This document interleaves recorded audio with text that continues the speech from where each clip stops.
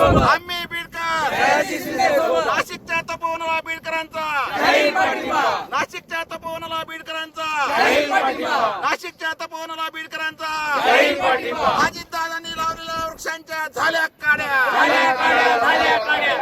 आम्ही बीडकर नाशिकच्या तपोवनाला बीडकरांचा नाशिकच्या तपोवनाला बीडकरांचा नाशिकच्या तपोवनाला बीडकरांचा अजितदादांनी लावलेल्या वृक्षांच्या झाल्या काड्या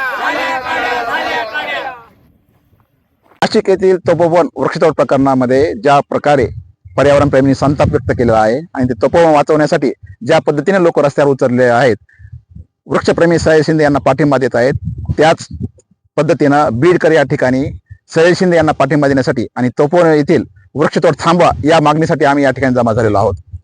दुसरी गोष्ट म्हणजे ज्या पद्धतीनं गिरीश महाजन म्हणाले की आम्ही 1800 झाडं तोडून त्या ठिकाणी 15,000 झाडे लावणार आहोत, तर शासनाची वृक्ष लागवड कशा पद्धतीची असते हे दाखवण्यासाठी आज या ठिकाणी उभे आहोत. बीड शहरातील खंडेश्वरी परिसर जो आहे दीपमाळ, त्या ठिकाणी 4 महिन्यापूर्वी उपमुख्यमंत्री महाराष्ट्र राज्य तथा पालकमंत्री बीड अजितदादा पवार यांनी या ठिकाणी वृक्ष लागवड केली होती.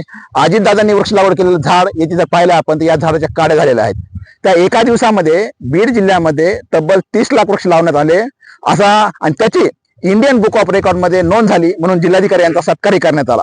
मात्र जर असे वस्तुस्थिती पाहिली तर या प्रकारे झाडांच्या काड्या झालेल्या आहेत. म्हणजे शासनाची वृक्ष लागवड योजना ही केवळ कागदोपत्री आहे. दरवर्षी तेच खड्डे, तेच झाडं आणि कोट्यवधीचा निधी जाहीर खर्च करण्यात येतो.